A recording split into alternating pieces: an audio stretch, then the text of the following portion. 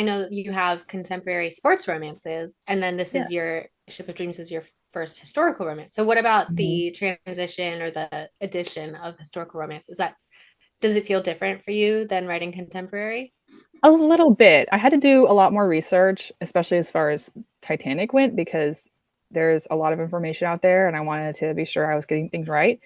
And also for the timing of the sinking, I had to be like, okay, where's everything happening right now? So that I really had to nail down before I started writing just how this was happening. But the research part of it is a little bit more intense for historical, because even the sequel to Ship of Dreams, I mean, it takes place about 8 years, yeah, in 1920. So it takes place 8 years after Titanic, and enough has changed that I had to do further research further that one because this entryway into a whole new decade. And so things were shifting a lot as Yeah. far as history. Women were pushing for the right to vote, and it was just this big, like, there was a huge cultural shift. So I was like, okay, I can't reuse a lot of the stuff I used for Ship of Dreams because they were dressing different. Culturally, things were changing. I had to know what was legal as far because, like, apparently by 1920 in England, some women could vote, some couldn't. There was like a whole thing. So, Mm, um, interesting.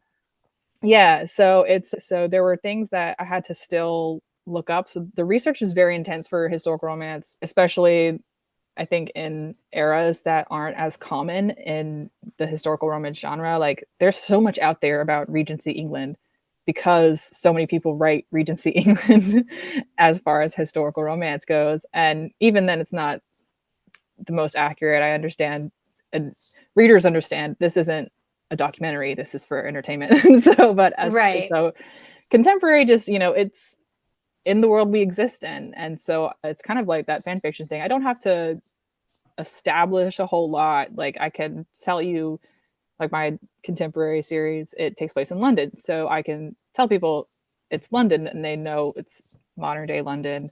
They have the advantage of using cell phones and social media, and those things can be part of the story and push it along, but there's alternatives to it in historical. But I love writing both, and I plan to keep writing both.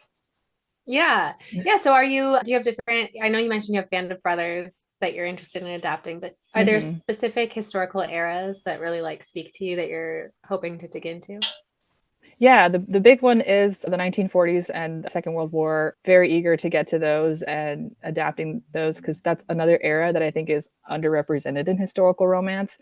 I don't have any plans for like Regency England or anything like that. I think that Yeah. the market is just kind of saturated by that. And so I'm kind of looking for other stuff because I know even as a reader, I love the Regency stuff like Bridgerton, and I've found, especially in Beverly Jenkins, I started reading her a lot, and she does some different eras. And Liana de la Rosa, I read her first two books, and Victorian England, so it had some of that same feeling, but it was still a different enough era that it kind of took me out of it. But so I think that more and more people are interested in getting outside of Regency. But yeah, so for me, 20th century is where I'm staying Where for it's now. at.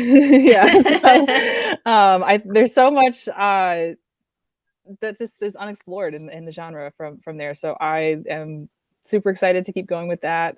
And yeah, I maybe one day I'll do something else. I am watching Little House on the Prairie right now, so maybe something in there will make me want to do like, okay, out west, Hmm. Yeah.